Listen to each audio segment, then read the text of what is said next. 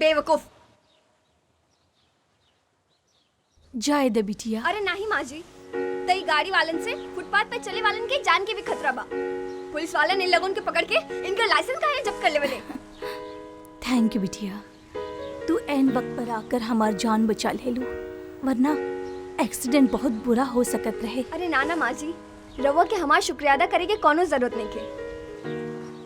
इता हमार खुशनसीबी बा कि हमरा के पहली बार एगो माँ जैसन औरत के बचावे के मौका मिलल। पहला बार? जी माँ जी, आज जिंदगी में पहली बार केहू हमके बेटी कह के पुकार ले बा। रवा शायद ना समझे, लेकिन हमरा खातिर ही बहुत बड़ बात बा। तोहार पेरेंट्स? माँ जी, हम वो बदनसीब लोगन में से बानी जपन माई बाबू के शक्ल ना देखलस। अनाथ आश्रम में पलल बढ़ल। हमर कांता केहू के मुंह से बेटी शब्द सुने खातिर तरस गई, और हम केहू के माँ बोले खातिर तरस गई नहीं। ओह, त तू? जी, हम इहे जानकी बाई अनाथ आश्रम में रहेनी। अच्छा। और रवा माँ जी? हमार नाम आराधना सिंघानिया बा, हम इहे पास में रहेनी। नाम तो सुनने बानी। अच्छा माँ जी, हम चलत बानी। नमस्ते। अच्छा।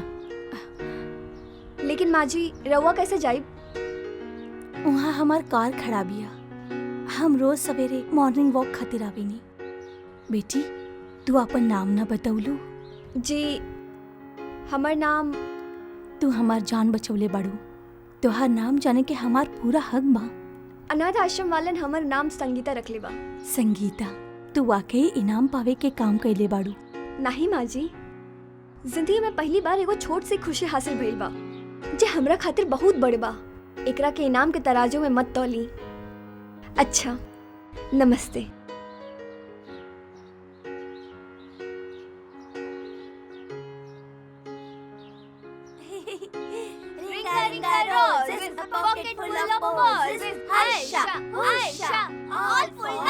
संगीता, संगीता। जी? संगीता, तू बड़ी खुशनसीब बाड़ा। खुशनसीब? हाँ हाँ, वही मिसेस सिंघानिया को तो तू जानत बाड़ा। जी, मिसेस आराधना सिंघानिया। हाँ हाँ, वही 1 करोड़पति औरत बा। अब वो रउआ को अपने पर्सनल असिस्टेंट का जॉब ऑफर करत बाड़ा का? हाँ संगीता, तू हमेशा अच्छी नौकरी की तलाश में रहिल, अब तुहार किस्मत चमक गई। तू फटाफट तैयार हो जा बाड़ा, उनका आज ही मिलत बानी। बच्चों, चलो बच्चों।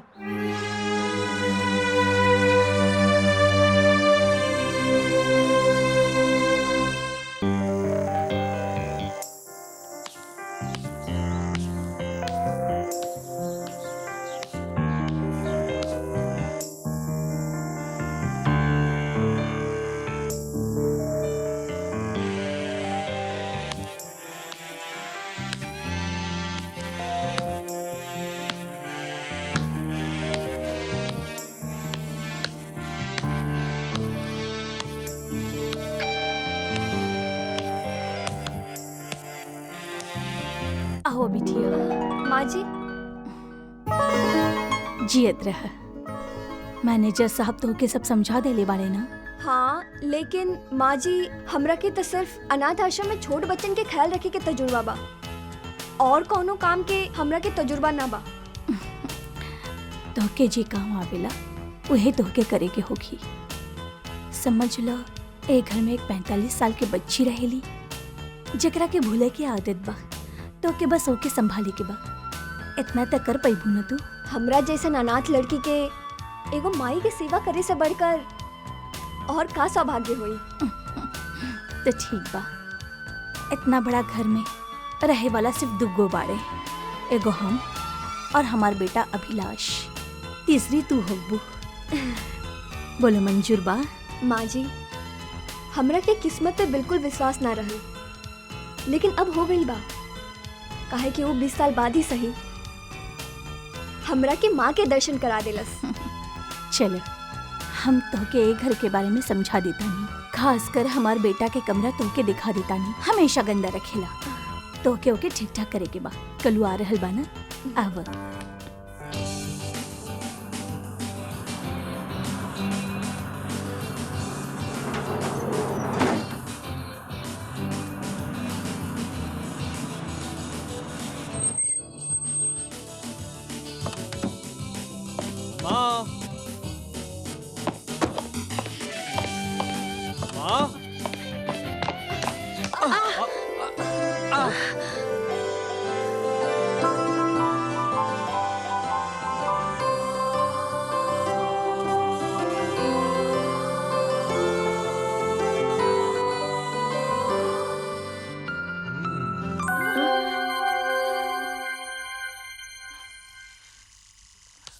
सुना?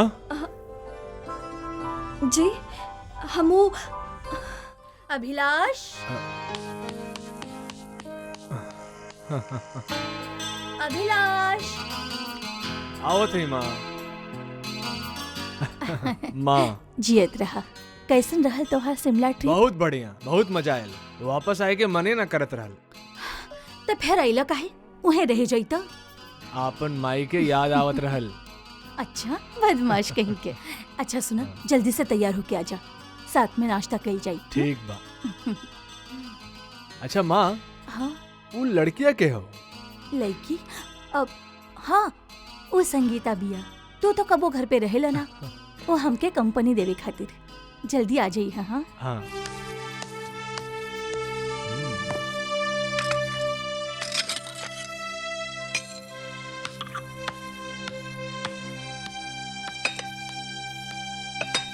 अरे माँ जी, गुड गुड मॉर्निंग। मॉर्निंग। कालेम नाश्ते में? ना बिटिया, हम अभिलाष के वेट करब। जरा देखे ना, वो अब वहीं तक आई काहे ना? हमेशा तैयार होके में देर करेला।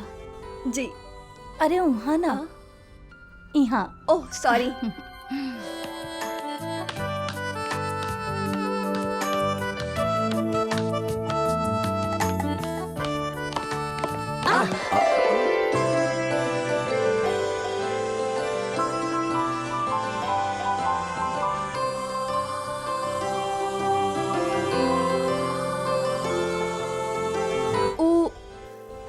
माँ जी नाश्ता पर बुलवलो सा।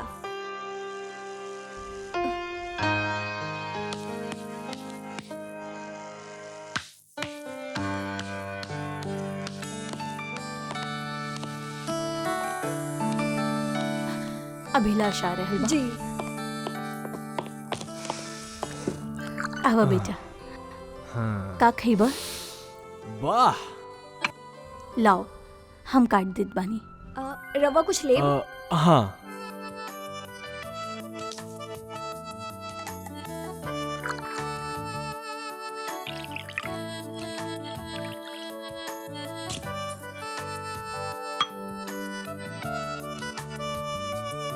Thank you.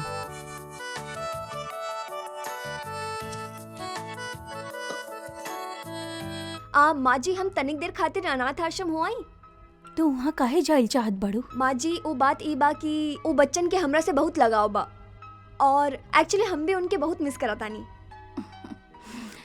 तू सचमुच बहुत ही अच्छा बाड़ू संगीता। इंसान कौनो भी हालत में काहे ना होखे, ओके अपन पुराना साथियन के कब्बू न भूले के चाहिए। तू वहाँ जरूर जा उनकरा से मिले, पर खाली हाथ मत जाइहा। इला उनकरा खातिर कुछ खरीद ली है। अरे माँ जी एक के का जरूरत बा? ले ले बेटा, रख लो। Thank you. जल्दी वापस आ जाइम हम। ओके।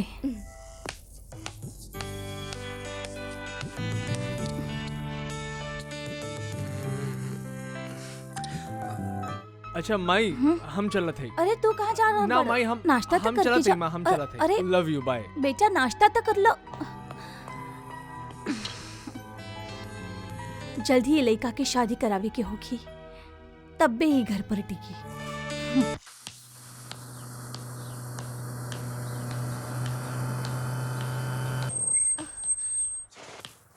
कहाँ जात बड़ू? अनाथ आश्रम। अनाथ आश्रम? जी जानकी बाई, यहाँ पास में ही बा। बैठा, हम तो छोड़ देते। जी ना थैंक यू, हम खुद चल जाए। हमरा के चले के आदत बा। देखा, पैदल चलल बढ़िया बात बा सेहत के लिए, मगर हमू तरफ जात है तोहरा के छोड़ दे। Come on, sit down. देखा देखा देखा देखा संगीता, हमरा के ठीक से देखा। ना तो हमरा सर पे सींग बा, ना मुंह में लंबा दांत, ना हाथ में लंबा नाखून। तोहरा के हमसे डराए के कोनो जरूरत नहीं के, ओके? देखा, बात डर के नहीं खे, हैसियत के बा। हैसियत? ये सब पुरानी बातें हैं, हम ये सब ना मानिला। और अगर अब भी तू हमरे संगे आवे से इनकार करबू तो हम ये सोचे खातिर मजबूर हो जाब कि हमार कौनो हैसियत बा कि ना बा। जी वो आवा बैठा।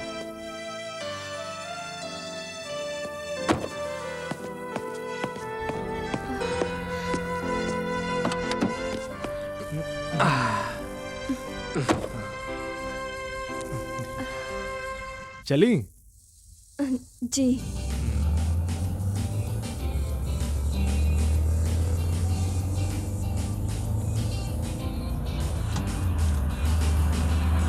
इतना खामोश काहे हो? जी वो आगे आश्रम बा, वहाँ रोक दिया। हाई? जी। Thank you. एक मिनट। सॉरी।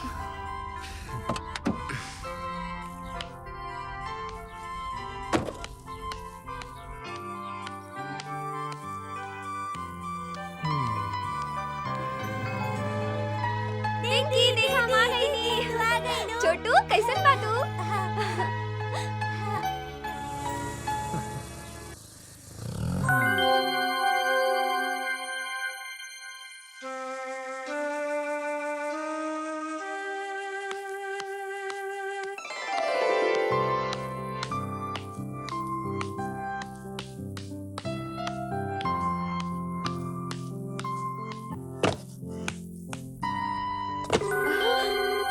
माँ जी।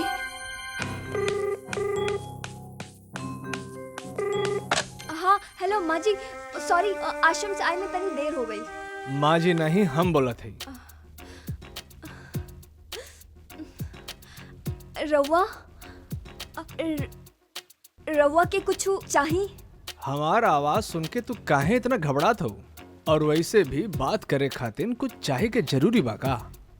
जी वो हम सुना हम तोरा के गुड नाइट बोले के लिए फोन कर ले रहली।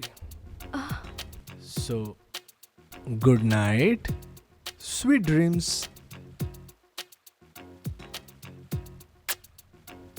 हाँ, गुड नाइट।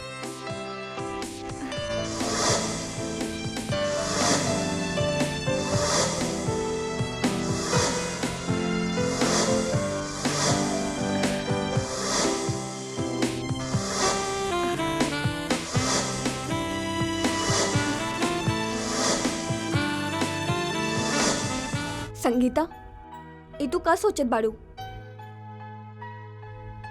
सीढ़ी से गिर के तो तू बच गईलू, लेकिन माँ जी के नजर से गिर गईलू ता? ना, हम ऐसा ना हुए देव, कबू ना।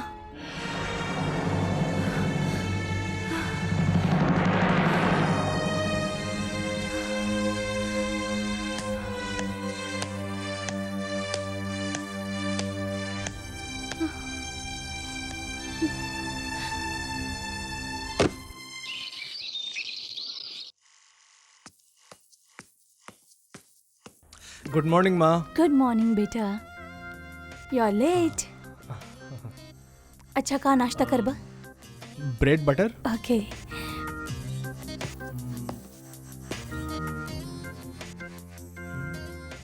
अभिलाष, हाँ थैंक्स। ऑमलेट वहाँ रखल बा। अच्छा बेटा तू नाश्ता कर, हम चलतानी, ऑफिस खातिर देर हो रहल बा, बहुत इम्पोर्टेंट मीटिंग बा। हाँ ठीक बा, बाय। ओके बेटा, बाय।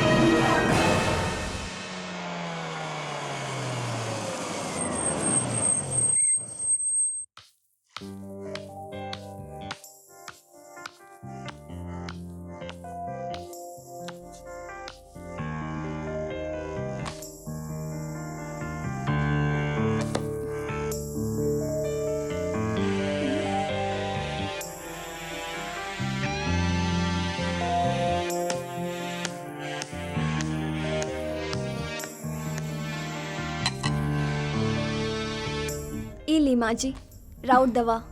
थैंक यू बिटिया। संगीता तो के का हो गइल बा? हाँ ए वक्त हम दूसरा दवा खावे नी। सॉरी माँ जी।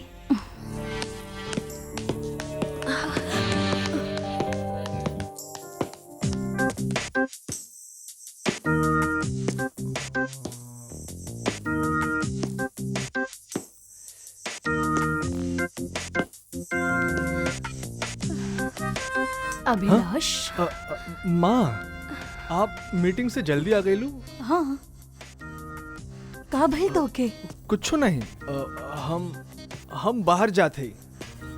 शहर से बाहर? ना, बस यही आसपास घूमे। तय में पूछे के का बात बा? हाँ एमे पूछे के का बात बा? हाँ हाँ, ठीक बा, बाय। बाय।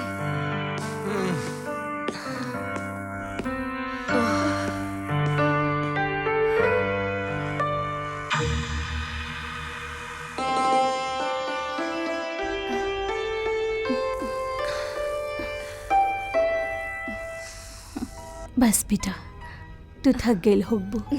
माँ जी, हमरा और सेवा करत वक्त कबहू ना थक सकेनी। ई तो तोहर अच्छा स्वभाव बा जे तू ऐसा सोचे लू। अब रात बहुत हो गइल बा, तू भी सो जा।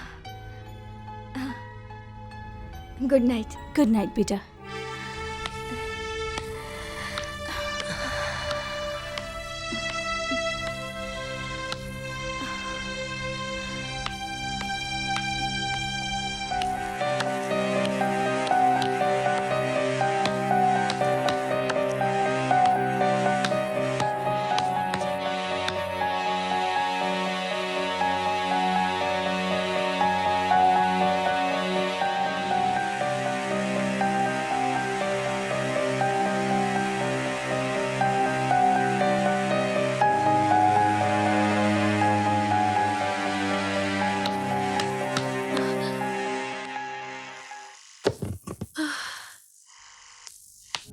हाय।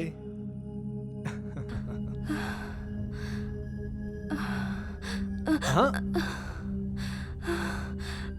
ई का संगीता, ऊ रात हम तोरा के गुड नाइट बोलली और तू हमरा के गुड बाय बोल देलू। गुड नाइट के बाद तो बढ़िया बढ़िया मीठा मीठा सपना आवेला। Sweet dreams, you know. देखा, हम एक अनाथ लड़की बानी। राउर माँ मिसेस सिंघानिया एगो बहुत अच्छी, बहुत बड़ दिल की औरत बा। एगो छोट बात के खातिर वो हमरा पे इतना विश्वास कैले से हमरा के घर ले आई। कभू कभू लोग कैक्टस के पौधा के भी खूबसूरती खातिर घर में रखेले, लेकिन वो कैक्टस अपना के गुलाब समझे लागल त वो ओकरा के बहुत बड़ भूल होई। ये सब पुरानी बातें हैं, हम इस सब बात ना मानेला, ओके? हम राउर हाथ जोड़े ली, प्लीज यहाँ से चल जाई। हम ऐसा कौनो काम नहीं के करत चाही जेकर खातिर हम माजी के नजर में गिर जाई। और अपन भी,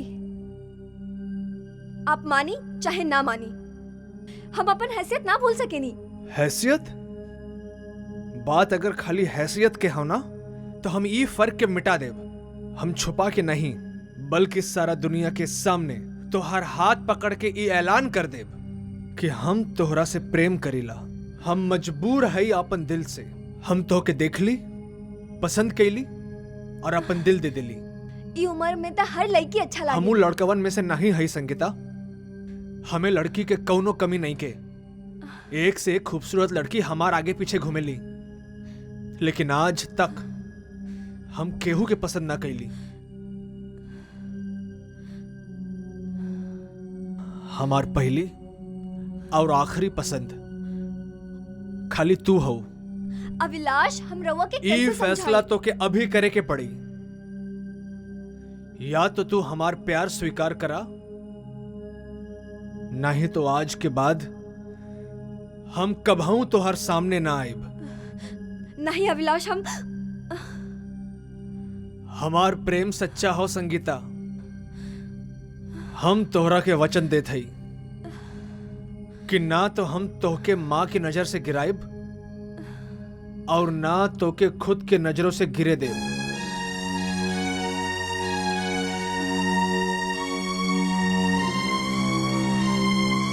लव यू संगीता।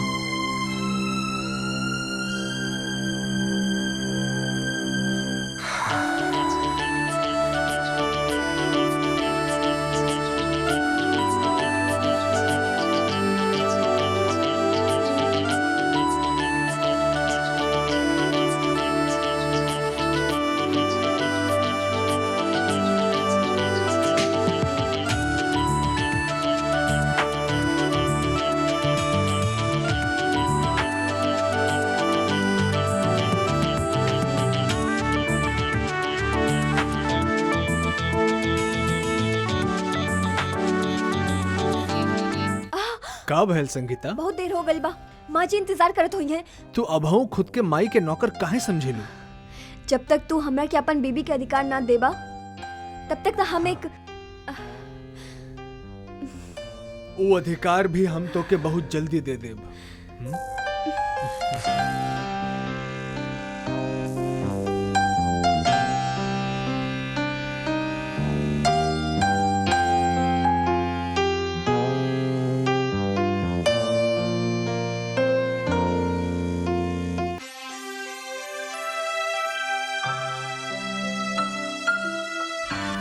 माँ जी, रवा हमरा की बुलाईनी? हाँ संगीता, हम तोहके बहुत ही खास चीज दिखावे चाहत बानी। देख, ये हमार खानदानी कंगन बा। हमार सास हमार ब्याह के वक्ते हमके देली। अब हम अपन बहू के ही पहनाइब। पता बा संगीता, हम अभिलाष खातिर बहुत ऊंचा खानदान की लड़की पसंद कैले बानी। अभिलाष की तेरी बात पता ही नहीं थे। अच्छा सुना, तू एगो काम कर, ये कंगन जवेरी बाजार में मूलचंद जवेरी के दुकान पे पॉलिश खातिर दे दी है। हाँ, इला हम ऑफिस खातिर तैयार होत बानी।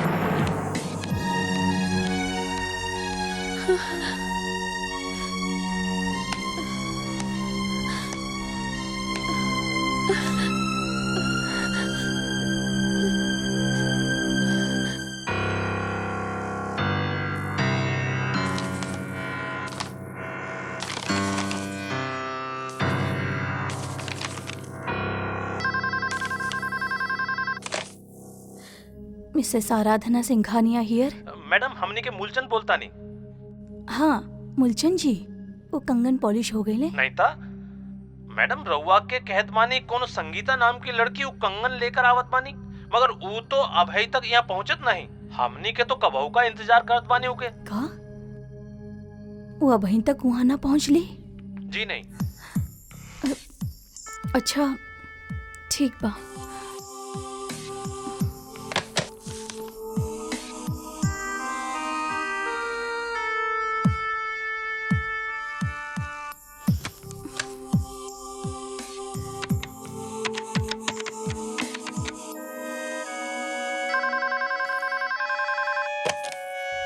हेलो मिसेस सिंघानिया, कहिल का बात बा? जी अब संगीता बिया हाँ? नहीं, संगीता यहाँ नहीं आवता नी। वो तो काफी दिनन से नहीं आवता नी। अच्छा ठीक बा।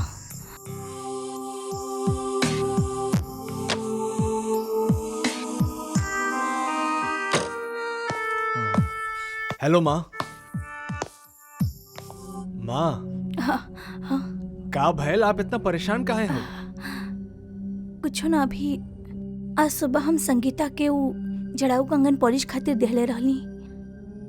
वो अभी तक मूलचंद सवेर की दुकान पे पहुंचली ही ना। आश्रम गए हुई? वहाँ भी नहीं खे।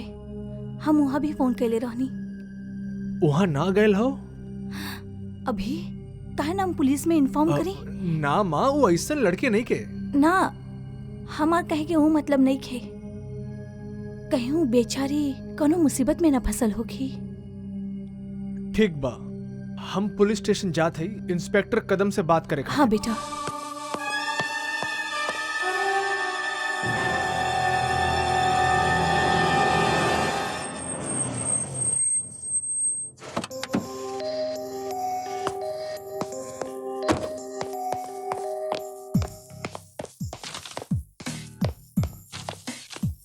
हेलो इंस्पेक्टर कदम।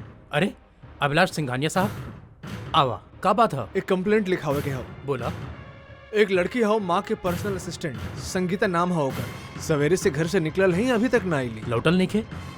हो सकत है अपन केहू रिश्तेदार से मिले खातिर या केहू दोस्त के घर गईल होई। जी नहीं इंस्पेक्टर साहब, ओकर ही दुनिया में केहू ना बा। बात यह हो कि माँ उनके अनाथ आश्रम से लेके आई। हम वहाँ भी पूछताछ कैनी, लेकिन ओकर कोनो तस्वीर बा तोहरा लगे? जी नहीं। ठीक बा, जैसे ही हमरा के मालूम होई ओकरा बारे में हम तोहरा के इन्फॉर्म कर देब। ठीक बा, थैंक यू। सुनी जी। तोहरा घर से कोनो कीमती सामान चोरी तो ना भाई? जी नहीं इंस्पेक्टर साहब, वो लड़की चोर नहीं के।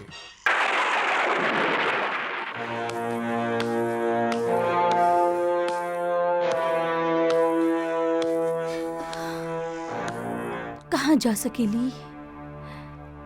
हम तो ओकरा बारे में ऐसा सोच भी ना सकेनी।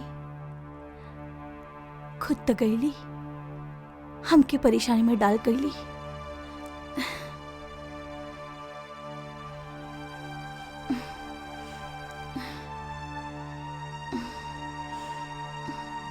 अब पता ना हमार दवाई कहाँ रख देले बियाऊ।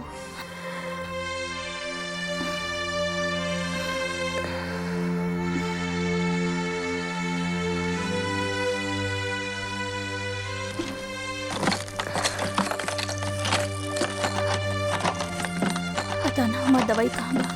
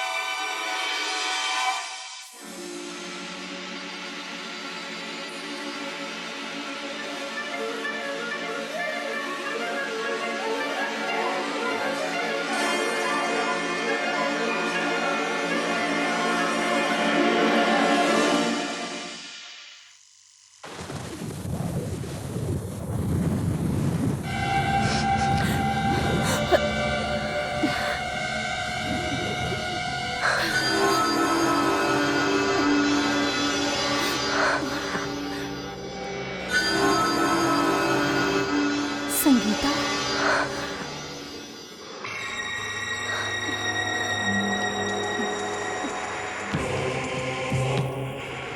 संगीता,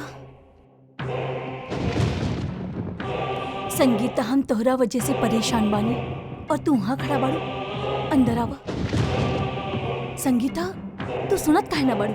हम तोहसे कुछ कहनी।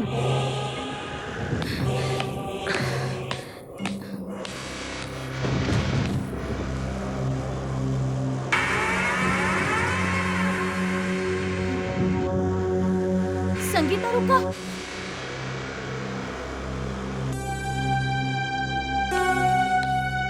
संगीता रुका। संगीता,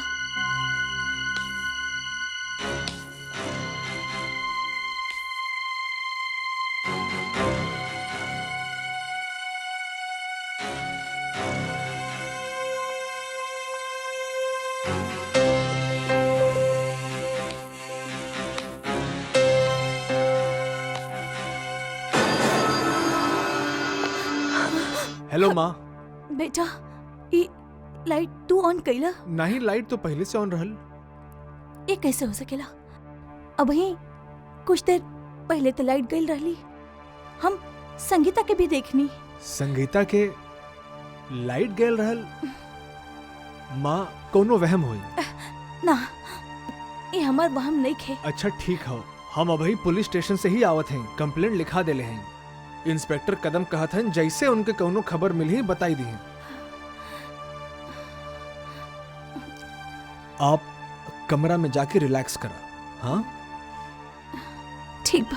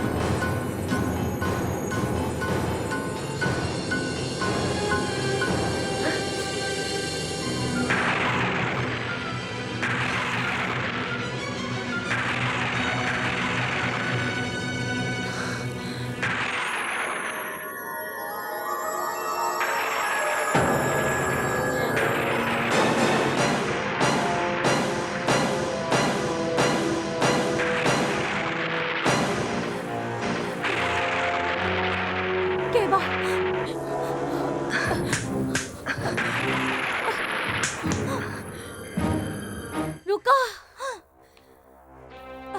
सुना, रुका था, रुका।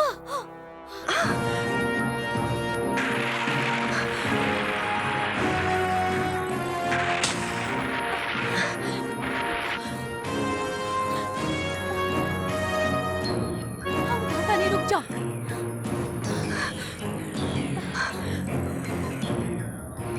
संगीता रुका।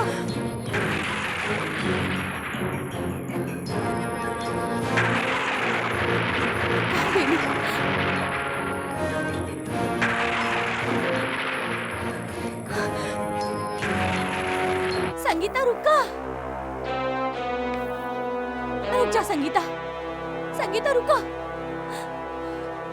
कहाँ जा रहल बाड़ू?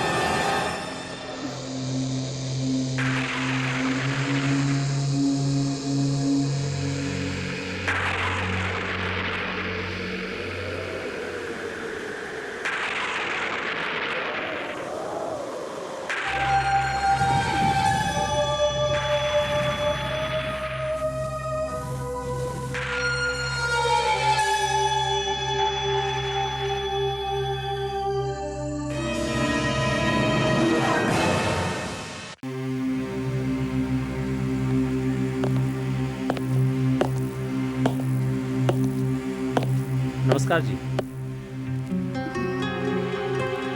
रउआ हमने की सोचत रहल काफी दिन हुई संगीता से बात ना हुई, उससे मिल लेल बा। कहाँ बिया संगीता? मैनेजर साहब, यह बात हम आपसे पूछे चाहत बानी संगीता कहाँ बिया। काहे कि उ जहाँ कहीं भी बिया छल कर रहल बिया हमरे साथ, आंख में चोली खेल रहल बिया। आप का कहत बानी? और नहीं तका वो कबो हमके दिखाई देवेली, कबो गायब हो जावेली, कबो हमार रूम में आके हमार दवाई रख जावेली। जब हम सुतत बानी तो हमार पाँव दबावे लगेली, और जैसे ही हमार आँख खुलेली तो रूम से बाहर चल जावेली। हम ओकर पीछा करेनी तो गायब हो जावेली। रउआ का कहत बानी? हम जे कहतानी सच कहतानी। हम आज तक आपकी बात ना बतौले रहनी। हम संगीता के अपन कीमती कंगन पॉलिश करवावे खातिर देले रहनी, और वो कंगन वापस लेके अभी तक ना आइल बाड़ी। मिसेस सिंघानिया, ऐसन बात सिर्फ आप जैसन लोग ही कर सकते हैं। हमनी के अपन बिटिया का अपनी बाहों में खिलावत बानी। एक जोड़ी कंगन तका अगर 1000 जोड़ी कंगन भी होत रहे तो हमारी बिटिया आंख उठाकर नहीं देखत रहल। हमने के अपन बिटिया की जिम्मेदारी रउआ को सौंपी रहल। हमने के अपन बिटिया वापस चाहिए।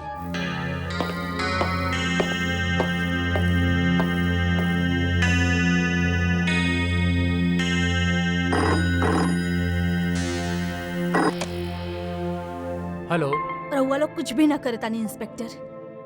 संगीता के गायब होके इतना दिन हो गई, रउआ एगो लड़की के ना ढूंढ पैनी अभी तक। देखिए मिसेस सिंघानिया, हम पूरी कोशिश कर रहल बानी, और अब हमके ऐसा लगत है जैसे संगीता इस शहर का छोड़ के कहीं और चल गई है।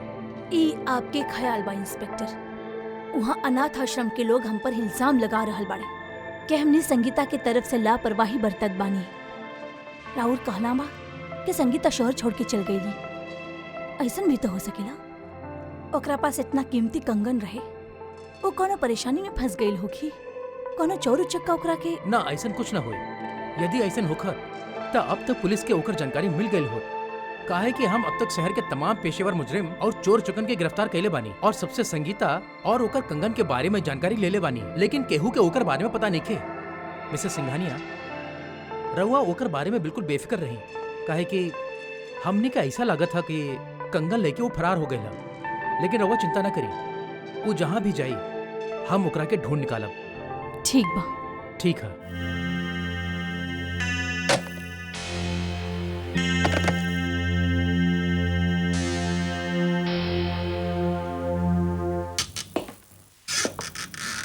इंस्पेक्टर साहब। आई। हम रउआ के पास आवे वाला रहे। काहे इंस्पेक्टर साहब? आई बैठी।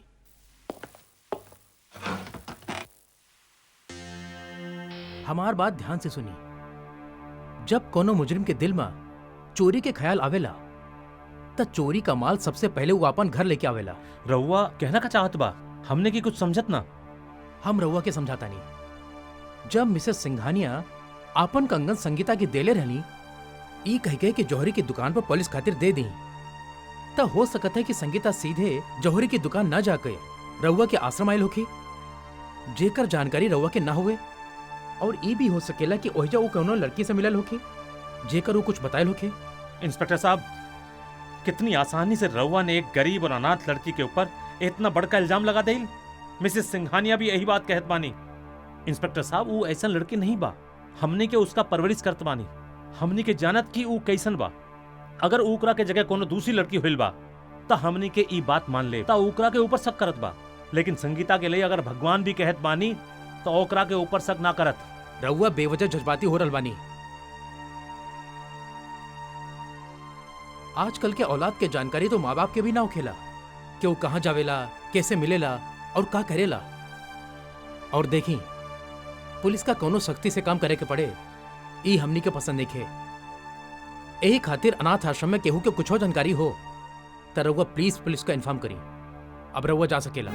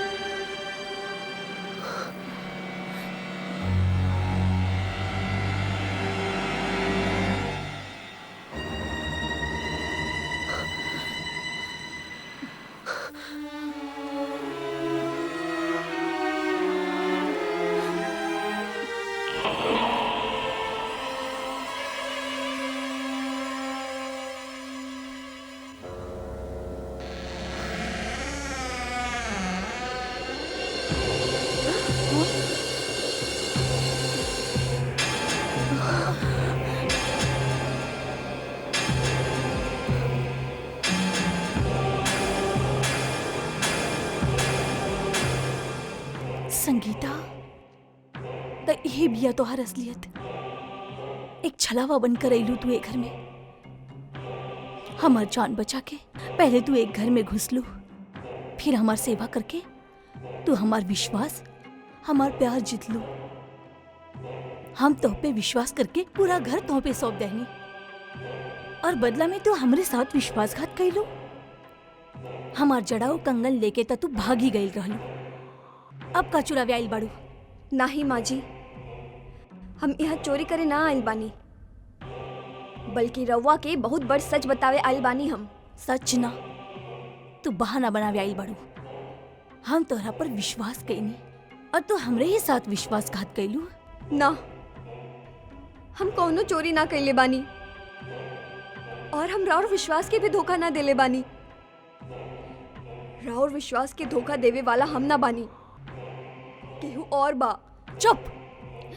हम तोहके कब्बो माफ ना कर सकेनी। पहले हम सोच ले रहनी कि हम तोहके पुलिस के हवाले ना करब, लेकिन अब हम अपन इरादा बदल देले बानी।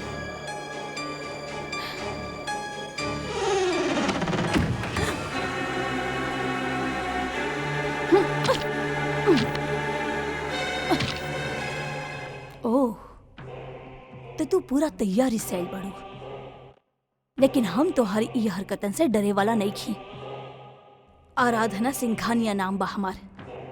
हम खुद तोहके पकड़ के पुलिस के हवाले करब। देखत नहीं तू हमार का बिगाड़ सकेलू।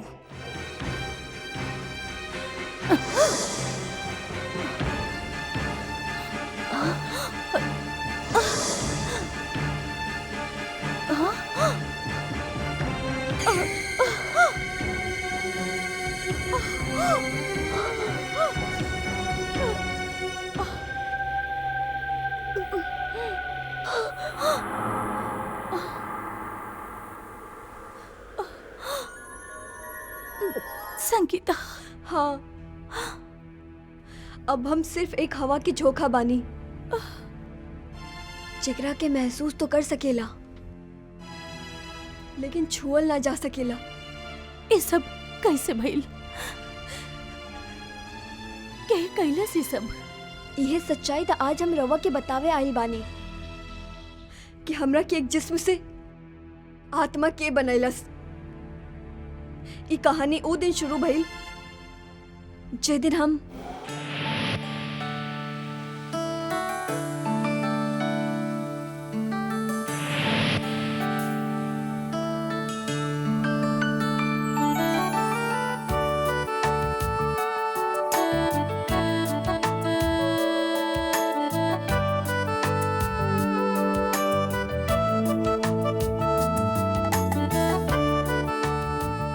I love you, Sangeeta.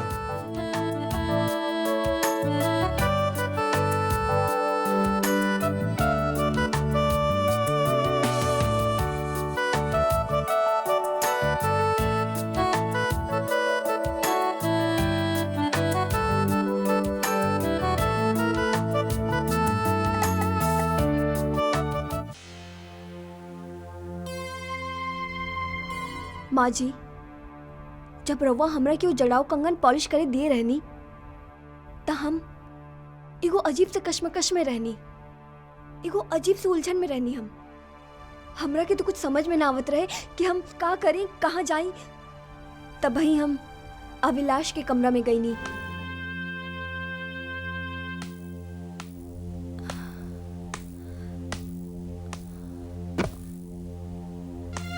हाँ?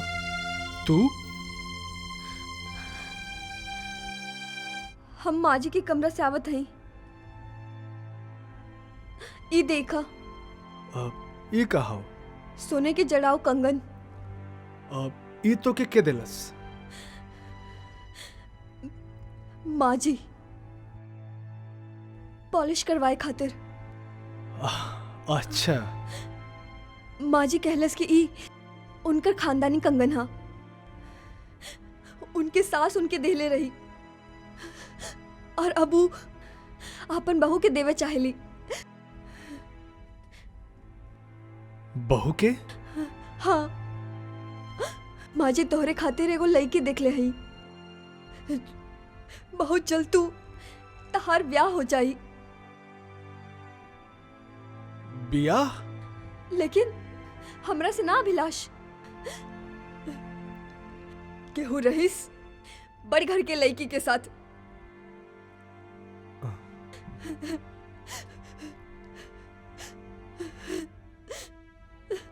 संगीता, तू ये का बोलत हो? हमके समझ में ना आवत हो। हम तोहरा से कहले रहनी ना अभिलाष, हमर तोहर कौनो मेल नहीं खे। कितना मना कईने रहनी तोहरा के, लेकिन तू हमरा के यकीन दिलवलस कि तू हमरा के कब्बहू माँ जी की नजर से गिरे ना देबा और ना अपन। हम तोहार यकीन कईनी, लेकिन अभिलाष अब हमार सामने बहुत अजीब परेशानी आ गई बा। संगीता, तू कैसन परेशानी की बात करत हो? अभिलाष, हम तहार बच्चे की माँ बनने वाला वानी।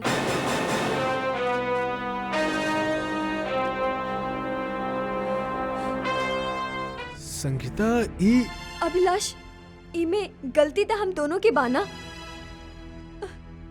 लेकिन हम एक लड़की बानी, बेबस बेसहारा। अब हम का करी अभिलाष, हम का करी?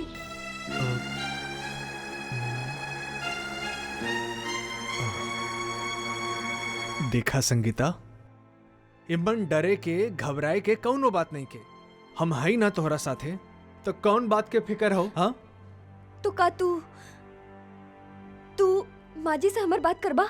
ऑफ कोर्स बात करब। बात तो करे के पड़ी। अब जब प्रॉब्लम हो तो ओके सॉल्व तो करे के पड़ी ना। लेकिन ये बात इतना आसानी से ना कहल जा सकेला। एकरा खातिन माँ के मनावे के होई। माजी मान तो जाई ना? काहे ना मनिए? हम उनकर एक के तो लड़का हई, और वो हमार हर खुशी में हमार साथे हैं। और वैसे भी हर औलाद अपने माँ बाप के कमजोरी होला। तू एक काम करा, तू बाहर बस स्टॉप पे हमारा इंतजार कर, हम तोहके वहां मिलब। हाँ, संभाल के जाएंगे।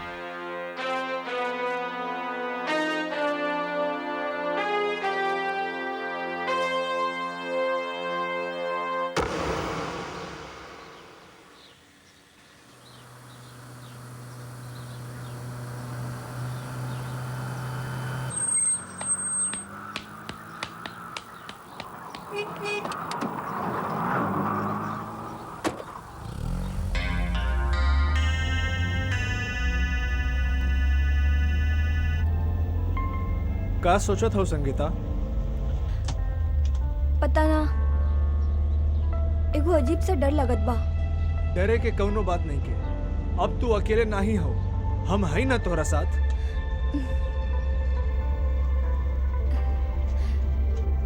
वैसे अभिलाष, हम कहाँ जाता नहीं? अपन मंजिल की तरफ।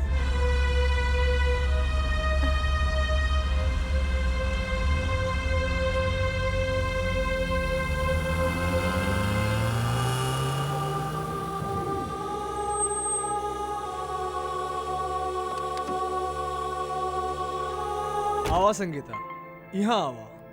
देखा, यहाँ से देखा और बतावा हमके ये दुनिया तो के कैसन लगत बा। अभिलाष, जब हम तहार साथ होवे नहीं ता ये दुनिया बहुत हसीन लागेला। अभिलाष, का हम सच में इतना खुश नसीब बानी कि हमार हर सपना सच होई? काहे ना? माँ हमहन के प्रेम के बारे में ना जाने ली, यही से ई कंगन वो अपन बहू के देवे के बारे में कहत हैं। मगर हम चाहत हैं कि ई कंगन तोहर हाथ में हो।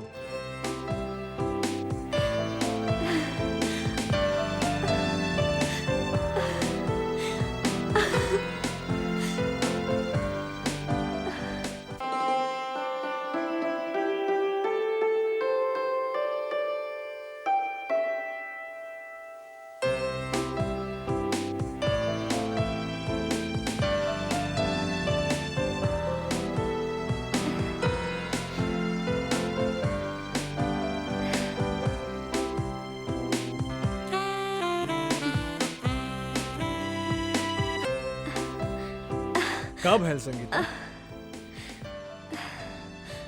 कुछ ना, कुछ तो हो। का सोचत हो? जब तहार साथ बानी तब तोहरे बारे में सोचत हुई है ना। ई का करत हो? अभिलाष, हम चाहतानी कि माँ जी खुद अपन हाथ से हमरा की कंगन पहनाई। सच्चे संगीता, जेकरा संगे तोहर बिया होई वो कितना खुशनसीब होई। जेकर का मतलब? अभिलाष, हम सिर्फ तहार बानी, सिर्फ तहार। अभिलाष, कहीं तू हमरा के छोड़ त ना देबा ना?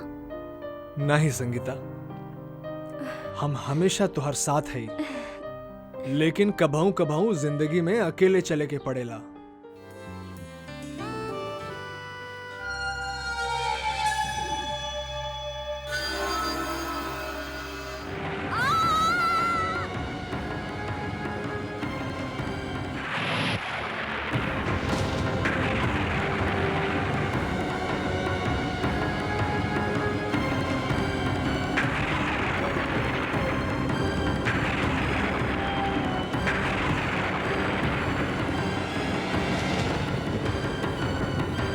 माँ जी, जो सच्चाई रहल हम तोहरा के बता देनी।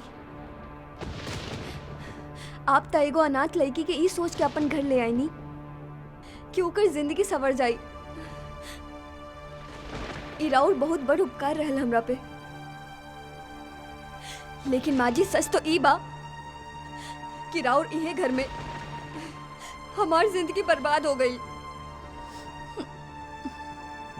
राउर आपन खून हमार जिंदगी के अंत कर देलस,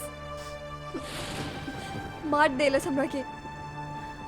और माँ जी, अबू हमार लाश उहे पहाड़ी के नीचे पड़ल बा, अपन अंतिम संस्कार के इंतजार करत बा। माँ जी, रवा भी एगो औरत बानी और हम भी। आज हमें यहाँ रवा से अपन इंसाफ मांगे आइल बानी। अब देखे के ई बा कि का एगो औरत एक दूसर औरत के साथ इंसाफ करी, या अपन बेटे के प्यार में अंधी एगो माँ उस सच्चाई के गला घोट दी। ई फैसला हम रवा पे छोड़तानी। ई फैसला सिर्फ रवा के करे के। हाँ माँ जी, सिर्फ रवा के।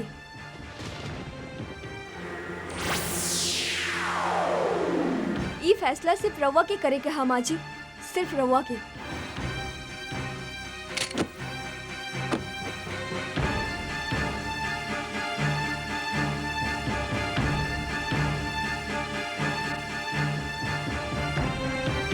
अभिलाष, माँ,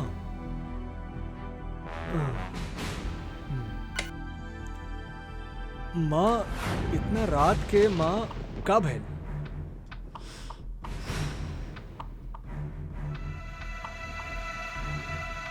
ऐसन काहे दिखत हो माँ?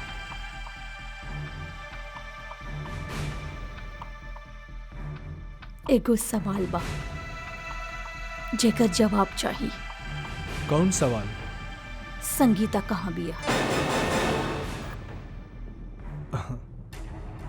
संगीता, ये सवाल तो हमसे काहे पूछत हो? काहे कि एकर जवाब सिर्फ तोहरे पास बा। हमार पास? माँ, शायद तू भुलात हो, वो दिन आप संगीता के कंगन पॉलिश करावे खातिर जवेरी के पास भेजले रहलू। उस जवेरी के दुकान पे ना, तो हर कमरा में आइल रहल। हमार कमरा में? हाँ, हम ओकरा के बतौले रहनी कि ई कंगन हम अपन होखे वाला बहू के देवे वाला बानी। एही से वो कंगन लेके तोहर कमरा में आइल रहली। तू कंगन देखलस, ओके लेके पहाड़ी पर गईलस, वहां ओकरा के धक्का मरलस और नीचे फेंक देलस। तो का करती हम? हाँ, वो हमके बोलली कि वो हमार नाजायज बच्चे के माँ बनने वाली हैं। तो का हम वो बदनामी के माला अपन गले में डाल ले? सिंघानिया खानदान के इकलौता वारिस एक अनाथ लड़की से शादी करी? ओकरा तरफ प्यार के हाथ बढ़ावे से पहले तू ओकर अंजाम के बारे में ना सोच। अरे माँ, ये सब कोनो सोचे के बात ना बा। जवानी में ये सब बहुत बार हो जाला।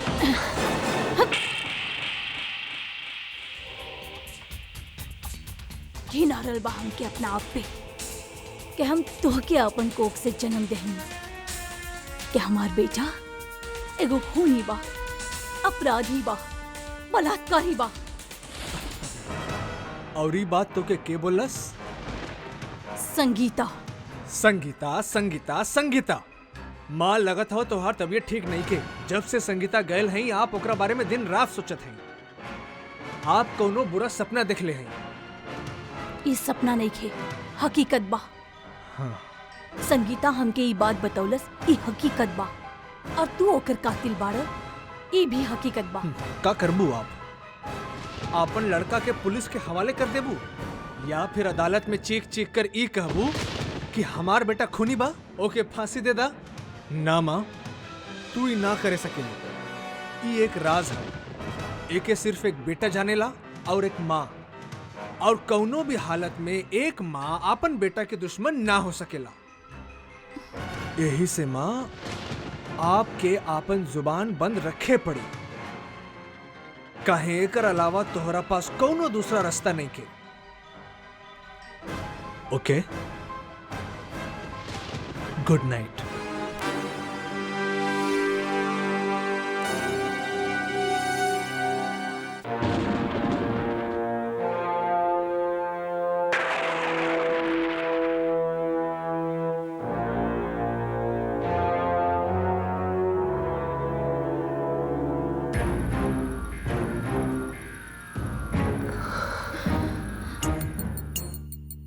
अगर हम अपन बेटा के साथ देहनी तो संगीता के इंसाफ ना मिली।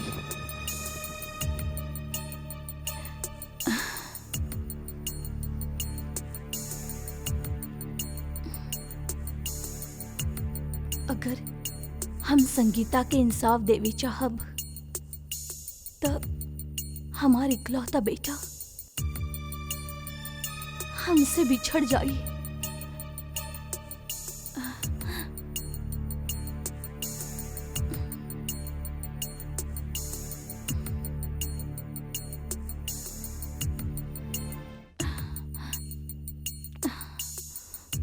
हे भगवान, अब तू ही बता हम का करी।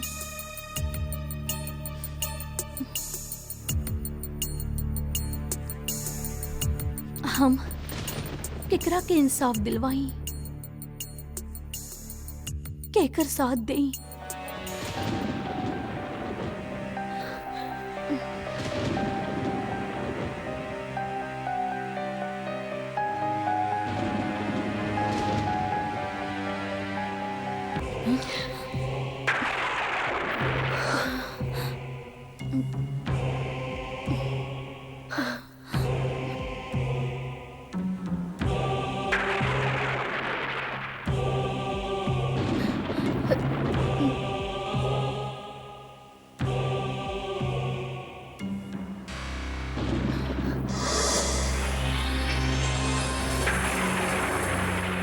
संगीता,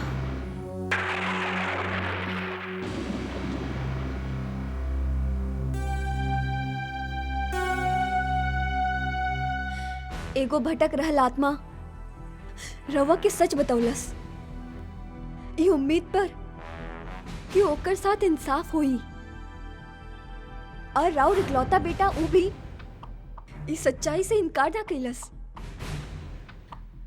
अब फैसला राउर हाथ में बा माँ जी। हम तो ऊ बदनसीब लोगन में से बानी जेकर ना जिंदगी में इंसाफ मिलस और ना मरे के बाद। हमारे सामने एगो औरत बाड़ी जे एगो औरत के साथ इंसाफ करी है, और एगो माँ बाड़ी जे अपन बेटे के गुनाहों पर पर्दा डाली। लेकिन आज एगो औरत हार गई और एगो माँ जीत गई।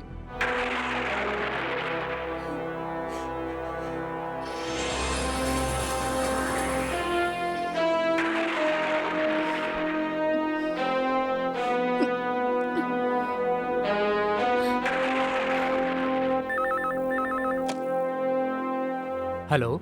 हम मिसेस सिंघानिया बोलतानी। मिसेस सिंघानिया, हमनी के बेहद अफसोस के साथ कहे के पड़ रहल बा कि अभी तक संगीता के बारे में हमनी के कौनो खबर नहीं मिलल। यही खातिर हम ओकरा बारे में कुछ न बता सकेली। इंस्पेक्टर कदम, हम रउआ के बता सकेनी संगीता कहाँ बिया? का? जी। तब बताई मिसेस सिंघानिया, कहाँ बाऊ? ओकरा खातिर रउआ के हमरे साथ चले के पड़ी। हम आवतानी।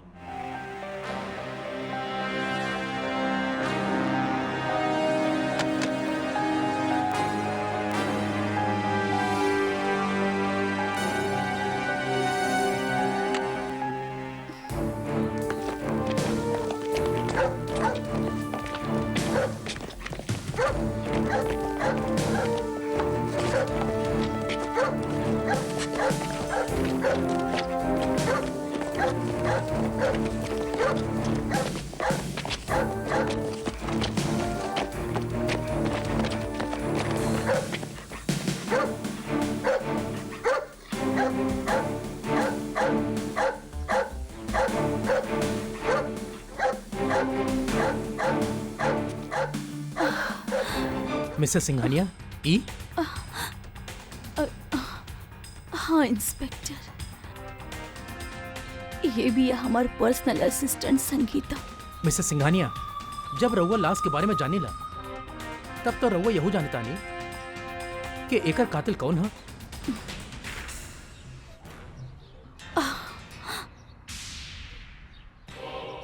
हम जानत बानी कातिल के, अच्छा तरह से जानता नहीं कातिल के बा।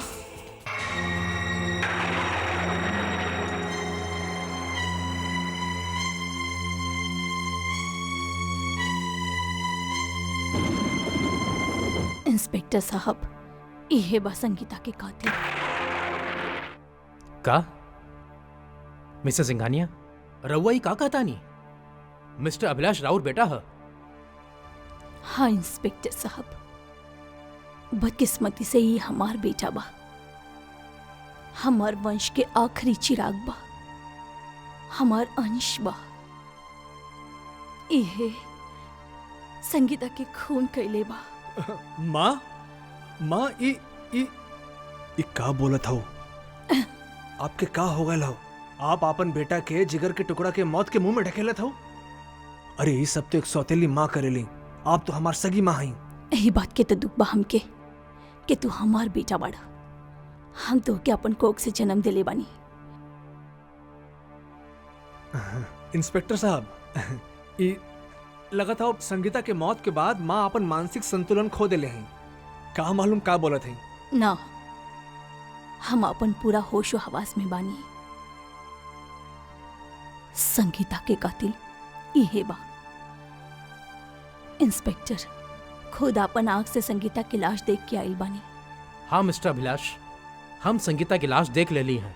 इंस्पेक्टर साहब, आप संगीता के लाश के देखले हुआ, लेकिन हम ओकर खून कैले हई ई कैसे कह सकेला? का केव हमके संगीता के खून करते देखले हो? हम संगीता के खून काहे कैली, कब कैली, और आपके पास का सबूत हो कि हम संगीता के कातिल हई?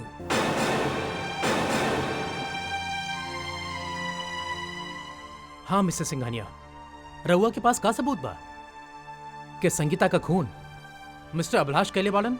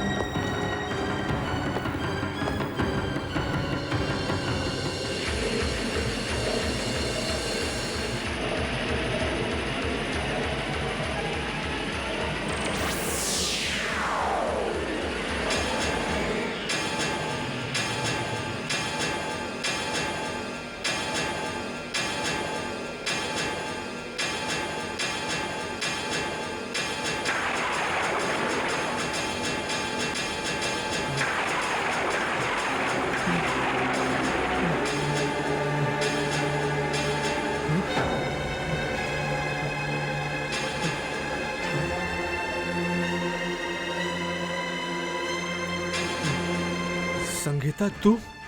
हाँ अभिलाष, हम। तू इन लोगन से हमार मौत के सबूत मांगा तारा? जब हम तोहरा से प्यार कईनी, तहर प्यार पर विश्वास कईनी, तब का तहार वफाओं के सबूत मांगले रहनी हम। पूछा इनसे इंस्पेक्टर साहब, जब हम एकरा के बताऊनी कि हम एकर बच्चे की माँ बनने वाला बानी, तभी कौनो तरह से हमरा के बहला फुसला के पहाड़ी पर ले गलस और फिर हमरा के वहां से धक्का दे देलस। बतावा, इस सच हा कि ना? हाँ इस सच हो। इंस्पेक्टर साहब, ये खाली हमार कत्ल ना कैलस, बल्कि हमार कोख में पले वाला वो बच्चा के भी मार देलस, जब वो ये दुनिया में आयल भी नहीं थे। और ये इतना शातिर बा कि हमरा के मारे के बाद ये हमरे ऊपर कंगन चुराए के इल्जाम भी लगा देलस। जे अबहू एकरे पास बा, वो देखा।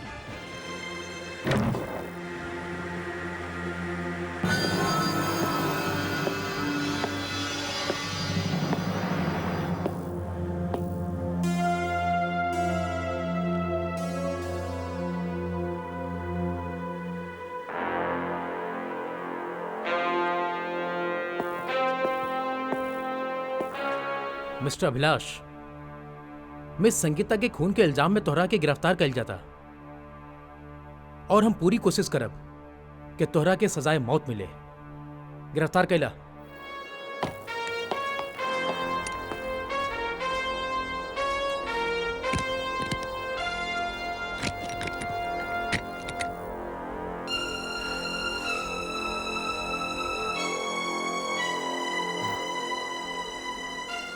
माँ, ना, हम एक कातिल, एक मुजरिम के मां ना हो सकेनी। इंस्पेक्टर साहब, ले जाइए एकरा के।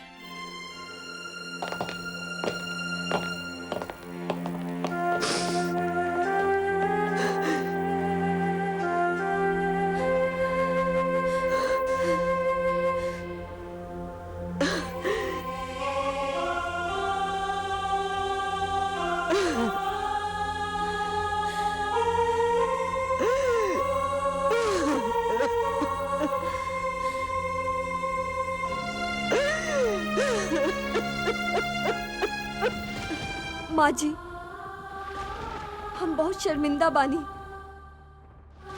हम तो रउरा चुनौती देले रहनी कि रउआ एगो औरत होए के एगो औरत के इंसाफ दिलाइब की अपन बेटी के गुनाह पर पर्दा डाल देब।